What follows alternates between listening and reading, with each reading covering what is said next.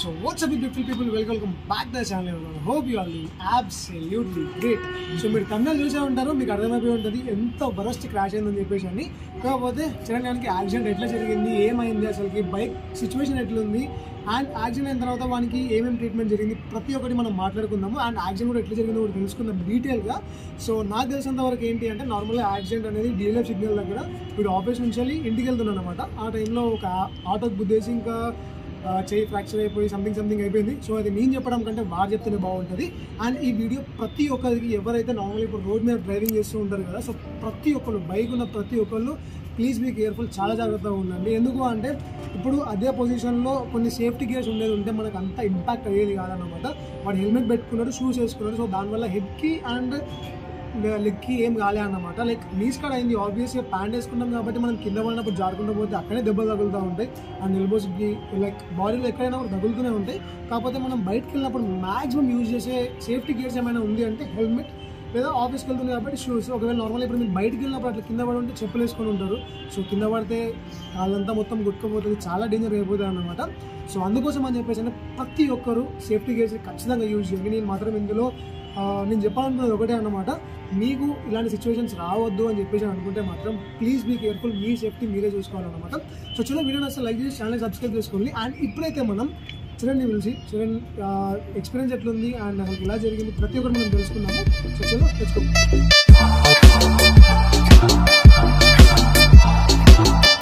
అదేదో చిరణ్ గారు వచ్చింది అనమాట. వాని కండిషన్ ఒకసారి చూడండి మీరు.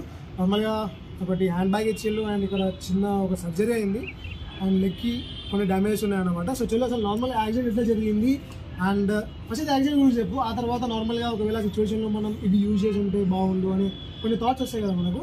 సో ఫస్ట్ అయితే యాక్సిడెంట్ ఎట్లా జరిగిందో చెప్పు, మనం చూపిస్తాం. సో 24th నైట్ అనుకుంటా, 23rd నైట్ 8:30కి నేను ఆఫీస్ నుంచి రిటర్న్ వస్తున్నప్పుడు ఇంటికి వెళ్తున్నప్పుడు DLF సిగ్నల్ ఉంటుంది కదా మనకు. అటు మన గచ్చిబౌలి టు లింగంపల్లి వెళ్ళే సైడ్లో ఒక సిగ్నల్ ఉంటుంది మనకు, DLF సిగ్నల్. సో నేను అటు నుంచి పాస్ అవుతున్నప్పుడు ఆల్రెడీ గ్రీన్ సిగ్నల్ పడుతుంది, ట్రాఫిక్ అంతా మూవ్ అయింది ఆల్రెడీ. జీబ్రా క్రాసింగ్ దగ్గర నుంచి అయితే ట్రాఫిక్ ఏం లేదు. నేను ఆల్రెడీ అక్కడ నుంచి ఒక 60-70 స్పీడ్లో వెళ్తున్నప్పుడు ఆడ మధ్యలో ఒక ఆటో ఉంది. అంటే ఇంకా ట్రాఫిక్ మొత్తం మూవ్ అవ్వలేదు, అప్పుడప్పుడే మెల్ల మూవ్ అవుతుంది. అక్కడ ఒక ఆటో ఉంది. ఆటో లెఫ్ట్ సైడ్ ఆడు ఇండికేటర్ వేసినో వేయలేదో తెలియదు కానీ లెఫ్ట్ సైడ్ వచ్చేసింది ఒకటేసారి. నేను ఆల్రెడీ జీబ్రా క్రాసింగ్ దాటినా కాబట్టి ఒక 60-70 స్పీడ్లో ఉన్నా కాబట్టి అంటే ఇంకా నేను బ్రేక్ వేసే టైం కూడా లేకుండా అందులోంచి వెళ్ళి ఆటో ఫ్రంట్ సైడ్లో లెఫ్ట్ సైడ్ పార్ట్లో గుద్దేసడంతో బండి కింద పడిపోయి రాకుండా నార్మల్ డివైడర్ దగ్గరికి వెళ్ళి డివైడర్కి గుద్దుకుంది బండి. నేను ఒక 4-5 పల్టీలు అట్లా కొట్టేసరికి ఇక్కడ ఈ చెయ్యి డైరెక్ట్ వెళ్ళి ఆటో గుద్దుకుంది కాబట్టి ఇక్కడ 2 బోన్స్ ఫ్రాక్చర్ అయినాయి. అండ్ అట్లనే ఇంకా కింద ఆబ్వియస్గా తాకుతుంది మనకు నీసే కాబట్టి. అండ్ ఇంకా హ్యాండ్కి ఇలా గీక్ అయింది. సో ఈ ప్లేసెస్లో నాకు దెబ్బలు తాకినాయి. అండ్ అట్లనే ఒక 4-5 పల్టీలు కొట్టేసరికి నార్మల్ హెడ్కి కూడా ఇంజరీ ఏం కాలేదు, ఎందుకంటే మనకు హెల్మెట్ ఉంది. అండ్ అట్లనే నార్మల్ టోస్ కూడా ఏం కాలేదు, ఎందుకంటే షూ వేసుకున్నాం కాబట్టి. ఇంకా జీన్స్ ప్యాంట్ ఉంది కాబట్టి ఇంకా మామూలుగా లోపల ఇంజరీస్ ఏం తాకలేదు, మేజర్ ఇంజరీస్ అయితే ఏం తాకలేదు కాళ్ళకి.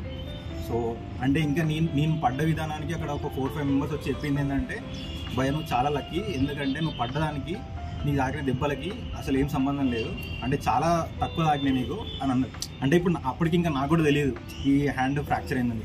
అప్పటికి చిన్న పెయిన్ ఉంది కానీ ఏంటంటే అప్పటికి స్వెల్లింగ్ వస్తూ ఉంది. ఓకే ఏదో చిన్న బోన్ అడిట్ అయిందేమో అనుకున్నాను నేను. నైట్ ఇంకా హాస్పిటల్కి వెళ్ళి చూపించేసరికి ఫ్రాక్చర్ అయిందని తెలిసింది. దాని తర్వాత ఇంకా ఆ ప్రొసీజర్ అంతా జరిగింది.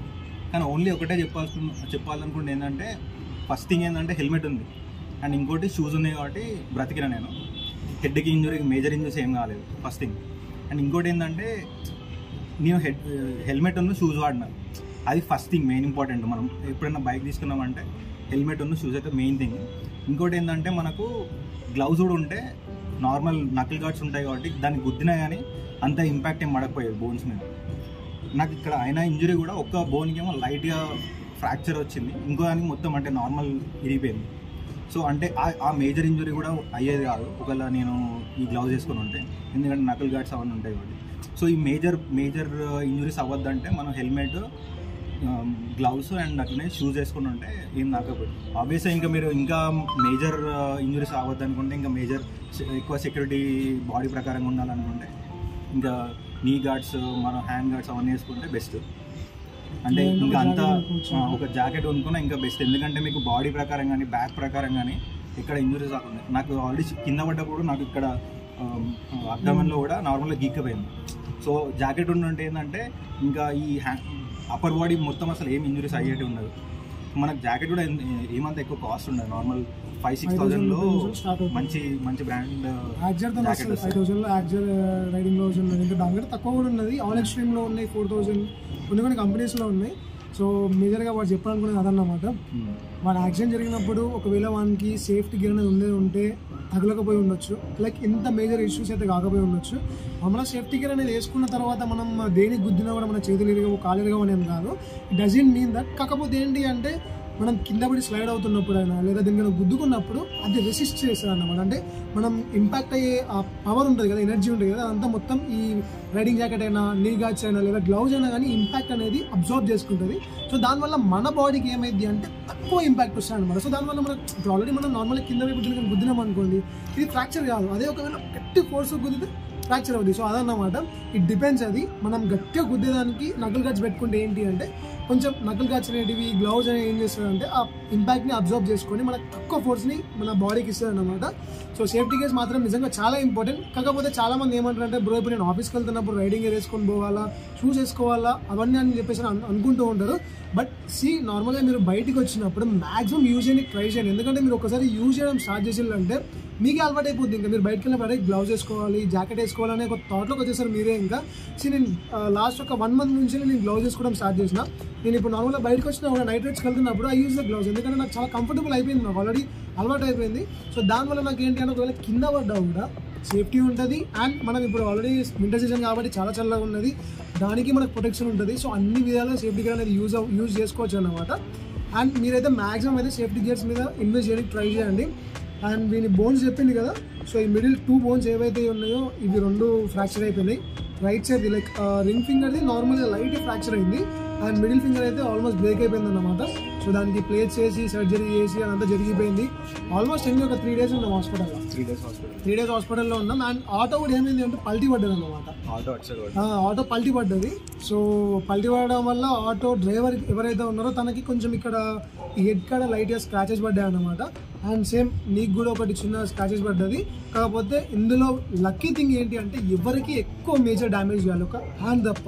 తనకి ఆటో డ్రైవర్కి ఏం కాలేదు, వీనికి ఏం కాలేదు, ఒక హ్యాండ్ ఒకటే మేజర్ ఇష్యూ అన్నమాట.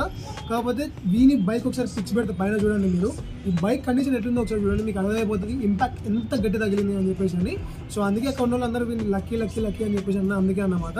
ఒకవేళ అదే ఇంపాక్ట్ అదంతా కరెక్ట్గా తగిలింటే మాత్రం ఇప్పుడు వీడు ఇట్లా నిలబడేటోడు కాదు, మన దెబ్బ కూడా ఇంత చిన్న ఉండేటి కావాలన్నమాట. సో అందుకే please use safety gears. And మీ బైక్ కండిషన్ ఏ విధంగా ఉందో నేను మీకు ఒకసారి నెక్స్ట్ చూపిస్తాను అనమాట. నెక్స్ట్ బైక్ దగ్గరికి వెళ్దాము. బైక్ దగ్గరికి వెళ్ళి నార్మల్గా బైక్లో ఏమేమి డ్యామేజ్ అయినా ప్రతి ఒక్కటి మీకు డీటెయిల్గా చూపిస్తాను. నెక్స్ట్ వస్తాను అనమాట. అది అండ్ ఇంకోటి ఏంటంటే మేము రీసెంట్గా వీన్ యాక్సిడెంట్ కూడా జరిగింది. సో వీడు జరిగిన తర్వాత నుంచే మేము ప్లాన్ చేసేది ఏంటంటే ఇద్దరం కలిసి ఒక జాకెట్ అంటే 2 జాకెట్స్ తీసుకుందామని చెప్పేసి మేము కుక్కట్పల్లిలో ఉన్న స్టోర్ కూడా వెళ్ళాము, రైనాక్స్ స్టోర్కి వెళ్ళాము. సో అక్కడ వాళ్ళని అనుకుంటే ఏంటంటే వాళ్ళ దగ్గర మాకు వచ్చే సైజ్ అయితే M. సో M సైజ్ లేదని చెప్పేసి మేము పోస్ట్పోన్ చేయడం జరిగింది. అంటే నార్మల్గా అంటే ఆన్లైన్లో కూడా చూసినాము, మేము స్టోర్స్లో చూసినాము, కానీ ఓకే తీసుకుందాము అన్న గ్యాప్లోనే ఇట్లా జరిగింది. సో నేను చెప్పేది ఏంటంటే ఒకవేళ మీరు తీసుకోవాలనుకున్నా డైరెక్ట్ వెళ్ళి తీసుకోండి. ఎందుకంటే ఆ ప్రైస్ నీకు డ్రాస్టిక్గా అయితే ఇప్పుడు 5,000 ఉన్నది నీకు రేపు 2,000కి 3,000కి సేల్స్లో కూడా అంత ప్రైస్కి అయితే రాదు. సో నేను చెప్పాలనుకుంటే ఏంటంటే తీసుకోవాలనుకుంటే ఆ 1 weekలో కానీ 1 dayలో కానీ ఆ 2 daysలో కానీ తీసేసుకోండి. ఎందుకంటే ఎప్పుడు ఏం జరుగుతుందో తెలియదు, మనకు రేపు ఏం జరుగుతుందో తెలియదు, ఇప్పుడు ఏం జరుగుతుందో తెలియదు, ఇప్పుడు కింది పోయినప్పుడు కూడా ఏం జరుగుతుందో తెలియదు. సో అందుకే ఎప్పుడు తీసుకోవాలనుకుంటే అప్పుడు తీసేసుకోండి. సో తీసుకోకపోవడం వల్ల ఇట్లా జరుగుతుంది అంతే. సో చాలా మంది పేరెంట్స్ కూడా ఏమనుకుంటారంటే నార్మల్గా రైడింగ్ గేర్స్ ఇన్వెస్ట్ చేస్తున్నప్పుడు 10,000 రూపీస్ పెట్టి కొనుక్కుంటావా, 5,000 కొనుక్కుంటావా, లేదా ఇవన్నీ అవసరమా, బయట చూసేటోళ్ళు చాలా మంది అది ఇది అంటూ ఉంటారని చెప్పేసి అంటారు. ఈవెన్ ఇవ్వరి వరకు ఎందుకు మా ఫ్యామిలీ ఉంది, ఇప్పుడు మై ఓన్ ఫ్యామిలీ, మా మమ్మీ డాడీ, మా మమ్మీ నార్మల్గా షీ డోంట్ నో ఎనీథింగ్ కాబట్టి ఓకే తీసుకుంటే తీసుకుంది, కానీ సేఫ్టీ అని చెప్తాను కాబట్టి వాళ్ళకి ఓకే అనిపిస్తుంది. కాకపోతే మా డాడీ నార్మల్గా బయట చూస్తూ ఉంటాడు కదా. సో మా డాడీ విజన్ ఏంటి అంటే నువ్వు వెళ్ళేటప్పుడు మెల్లగా వెళ్తే అయిపోవు కదా, మెల్లగా వెళ్ళొచ్చు కదా అని చెప్పని ఇలాంటి థాట్స్లో ఉంటుంది. ఎవరి పేరెంట్స్ అయినా కానీ ఆ విధంగానే ఆలోచిస్తారు. కాకపోతే ఏంటి అంటే ఇప్పుడు మనం కింద పడతామా పడమా అనేది మన డ్రైవింగ్ మీద డిపెండ్ అయి ఉండదు. ఎందుకంటే ఇప్పుడు చాలా యాక్సిడెంట్ జరుగుతున్నాయి, మీరు చూసే ఉంటారు. నార్మల్గా ఆపోజిట్ వచ్చి గుద్దినా మనం కింద పడ్డా ఏ విధంగానైనా యాక్సిడెంట్ జరుగుతూనే ఉన్నాయి, అది మన చేతిలో అస్సలకే లేదు. అన్లెస్ అంటిల్ మనం డ్రంక్ అండ్ డ్రైవ్ చేసి స్పీడ్ చేయడమైనా ఓవర్ స్పీడ్ చేయడమైనా ఇలాంటి ఇష్యూస్ చేస్తే అది మన తప్పు. కాకపోతే ఆపోజిట్ వాళ్ళ వల్లనో లేకపోతే సిచ్యువేషన్స్ వల్లనో సర్కమ్స్టాన్సెస్ వల్లనో ఇలా జరిగితే మాత్రం ఎవరేం చేయలేరు కదా. సో నేను యాక్సిడెంట్ అయినప్పుడు నాకు దీనికి మీరు చూసే ఉంటారు, మీరు అన్ని దెబ్బలు ఎంత దారుణంగా తాకినాయి అని చెప్పేసి అని. అదే ఒకవేళ నాకు ఆ సిచ్యువేషన్లో రైడింగ్ గేర్ ఉండేది ఉంటే రైడింగ్ గేర్ ఇంపాక్ట్ తీసుకునేది, నాకు ఇంత ప్రాబ్లం ఉండేది కాదు. ఇప్పుడు ఇది కనిపిస్తుంది కదా, ఈ ఫింగర్ క్రాస్ ఉంది, పింకీ ఫింగర్ అనేది క్రాస్ అయిపోయింది అన్నమాట. ఎందుకంటే ఇదంతా ఇక్కడ నర్వ్ కట్ అయిపోయింది అన్నమాట. సో అందుకోసం అని చెప్పేసి ఇప్పుడు నాకు అదే 10,000 పెట్టుకునేది ఉంటే నాకు గేర్ ఉండేది, నేను కింద పడ్డా కూడా నాకు ఇదంతా ప్రొటెక్ట్ అయ్యి ఉండేది కదా అని ఒక థాట్లో వస్తాయి అన్నమాట. సో పేరెంట్స్ ఎవరైనా కానీ మ్యాక్సిమం మీ సన్స్ అయినా ఎవరైనా కానీ ఒకవేళ రైడింగ్ గేర్లో ఇన్వెస్ట్ చేయాలి అనుకుంటున్నారంటే ఇన్వెస్ట్ చేయండి. లేదు అంటే మీరే వాళ్ళకి చెప్పండి, మీరు ఇది కొనుక్కోండి మీకు సేఫ్టీ ఉంటుందని చెప్పేసి అని. పెద్ద పెద్ద జాకెట్స్ కొనుక్కోమని చెప్పని కూడా నేను ఏం చెప్పట్లేదు.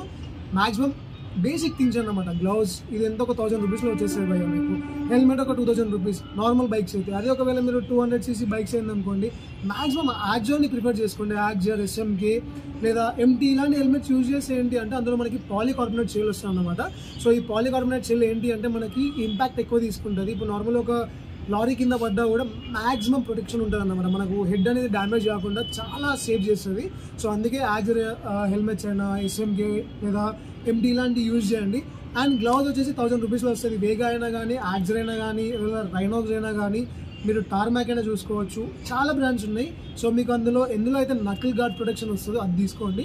అండ్ ఆబ్వియస్లీ మీరు బయటకు వెళ్తున్నప్పుడు షూస్ అయితే ఖచ్చితంగా యూజ్ చేయండి. నార్మల్గా ఇప్పుడు మనం బయటకు వెళ్తే షూస్ వేసుకొని పోతే మనకు కూడా కొంచెం ఒక లుక్ వస్తుంది. అదేవిధంగా మనకు బైక్ మీద రైడ్ చేస్తున్నప్పుడు ప్రొటెక్షన్ కూడా ఉంటుంది అన్నమాట.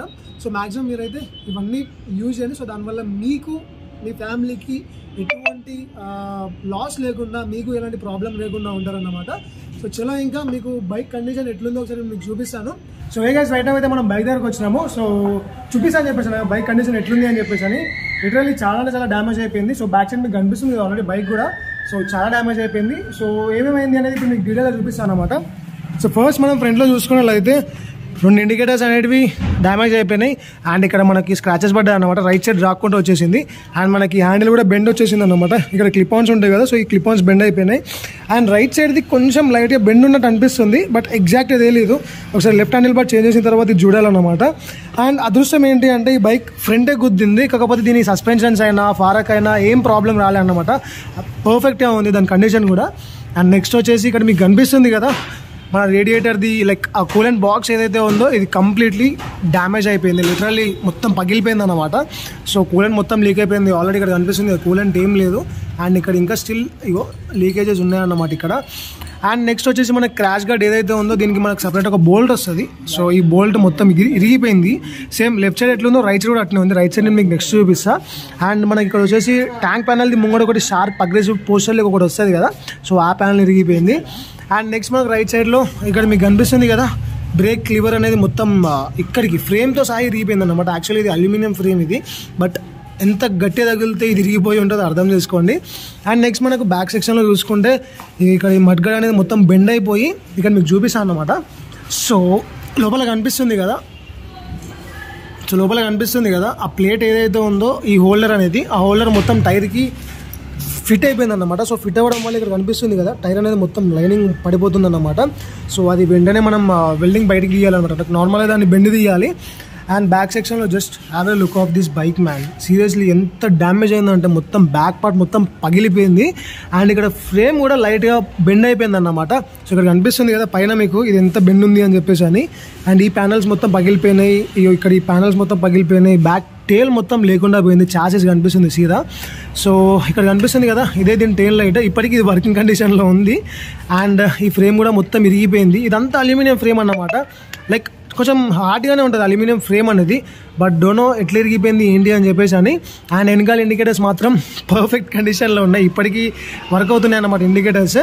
అండ్ నెక్స్ట్ మనకి లెఫ్ట్ సైడ్ చూసుకున్నట్లయితే ఇక్కడ మీకు క్రాష్ గార్డ్ అని చెప్పేసి అన్న కదా. సో బేసికల్గా క్రాష్ గార్డ్ మొత్తం ఇరిగిపోయింది అన్నమాట. ఇక్కడ నట్టు కనిపిస్తుంది చూడండి, దీనికి మనం క్రాష్ గార్డ్ని ఇన్స్టాల్ చేస్తాం, అది కూడా ఇరిగిపోయింది. అండ్ హ్యాండిల్ ఒకటి ప్రాబ్లం అయిపోయింది. అపార్ట్ ఫ్రమ్ దట్ చిన్న చిన్న స్క్రాచెస్ పడ్డాయి బైక్కి, అంతే. ఇంకా బైక్లోనైతే ఇవన్నీ ప్రాబ్లమ్స్ ఉన్నాయి. అండ్ ఒక్కసారి ఇది చూడండి, సేమ్ నా బైక్ కింద పడినప్పుడు ఎట్లనైతే అల్యూమినియంది రాకపోయిందో ఇది కూడా సేమ్ అలానే రాకపోయింది. కాకపోతే ఎక్కువ రాకపోలేదు, ఇంకెక్కువ రాకపోలేదు. అరిగింది కానీ మరీ ఎక్కువ అరగలేదు. నాదైతే ఇంకా ఘోరంగా అరిగింది లోపలికి, అదృష్టం ఇంకా అయింది. గేర్ రాడ్ లైట్గా బెండ్ అయిపోయింది, ఇక్కడ కనిపిస్తుంది కదా గేర్ రాడ్ బెండ్ కొంచెం ఉంది లైట్గా, ఇది కొంచెం ఇచ్చారు అనుకోవాలి. అండ్ ఇవన్నీ ఎట్లా చేంజ్ చేయాలి. సో ఇందులో మనం చేంజ్ చేయించే పార్ట్స్ ఏంటి అంటే ఫ్రంట్ ఒకటి ఈ ప్యానల్ కనిపిస్తుంది కదా, ఈ సెట్ ఏదైతే ఉందో ఈ సెట్ మనకి ఇచ్చేది లేదన్నమాట. సో ఆ సెట్ ఒకటి కొత్తది వేయించుకోవాలి. అండ్ కొత్త ఇండికేటర్స్ ఇవి మనం ఎల్ఈడి ఫిట్ చేద్దామని చెప్పేసి అనుకుంటున్నాం, ఎల్ఈడి పెట్టిస్తాం కావచ్చు. అండ్ నెక్స్ట్ క్రాష్ గార్డ్ ఒకటి, ఈ ప్యానల్ చేంజ్ చేపిస్తాం లేకపోతే లేదు చూద్దాం, వారు ఏమంటారో దాన్ని బట్టి. ఇంకా ఇవి ఏదైతే ఖచ్చితంగా చేంజ్ చేయాలి. అండ్ ఇచ్చేది క్రాష్ గార్డ్ ఒకటి, ఇవి 2 క్రాష్ గార్డ్స్ చేంజ్ చేయాలి. రేడియేటర్ది కొత్త కూలెంట్ బాక్స్ తీసుకోవాలన్నమాట. సో దీనికి ఎంత కాస్ట్ ఉంటుందో ఐ డోంట్ నో, నార్మల్గా అయితే చెప్పిన దాని ప్రకారం తక్కువనే ఉంటుందని చెప్పేసి చాలామంది. అండ్ ఇక్కడ మనం ఈ ఫ్రేమ్ ఏదైతే ఉందో ఈ ఫ్రేమ్ మొత్తం చేంజ్ చేయాలన్నమాట, ఎందుకంటే దీనికి ఇన్బిల్డ్ వచ్చింది కాబట్టి బ్రేక్ మనం ఏం చేయలేము, అదొకటి మొత్తం చేంజ్ చేయించాలి. అండ్ నెక్స్ట్ వెనకాల మడ్గడ్ దాన్ని థ్రోయింగ్ చేయించి మడ్గడ్ అన్న చేంజ్ చేయాలి, లేదు అంటే కొత్త మడ్గడ్ తీసుకోవాలి. అండ్ ఈ టెయిల్ గ్రాబ్ రైల్స్ ఏదైతే ఉన్నాయో ఇవి చేంజ్ చేయాలి, ఇది చేంజ్ చేయాలి. అండ్ లోపల ఫ్రేమ్ ఏదైతే ఉందో దీన్ని బెండింగ్ తీపియాలన్నమాట. యాక్చువల్లీ ఇక్కడ మీకు సైడ్లో కనిపిస్తుంది కదా, ఇది క్రాక్ వచ్చేసింది డైరెక్ట్ ఫ్రేమ్ మొత్తము. సో మరి దీనికి వెల్డింగ్ చేస్తారా లేదా ఏంటి అనేది నో ఐడియా, అది చూడాలి షోరూమ్ తీసుకెళ్ళిన తర్వాత. అండ్ ఈ టెయిల్ సెట్ మొత్తం కొత్తది వేయించాలి. అండ్ కింద టెయిల్ ప్యానల్ లైక్ టెయిల్ టైడ్ ఏదైతే ఉందో ఈ టెయిల్ టైడ్ కూడా కొత్తది వేయించాలన్నమాట. అండ్ అంతే, ఇంకా మేజర్ అని అయితే ఏం లేదు. సో ఇవన్నీ చేంజ్ చేయించాలి. అండ్ అద్దం కూడా కొంచెం క్రాక్ వచ్చేసింది, కనిపిస్తుంది కదా, పగిలిపోయింది అదే. సో ఇది కూడా కొత్తది వేయించుకోవాలన్నమాట. క్లిప్ ఆన్ హ్యాండిల్ బార్స్ కొత్తది వేయించుకోవాలి. Left side and right side 2 వేపిస్తే బెస్ట్ ఆప్షన్, ఎందుకంటే బండికి ఏం కాలేదు కాబట్టి maximum we don't want take risk. Bike మాత్రం నిజంగా చాలా అంటే చాలా కండిషన్లో ఉంది, ఇంజన్కి అయితే ఏం కాలేదు, ఇంజన్ డ్యామేజ్ అనిపిస్తుంది కదా, అది పట్టుకుని యాక్సిడెంట్ వైర్ పట్టుకుంది యాక్చువల్గా. సో ఇవన్నీ ప్రాబ్లమ్స్ ఉన్నాయన్నమాట బండిలో.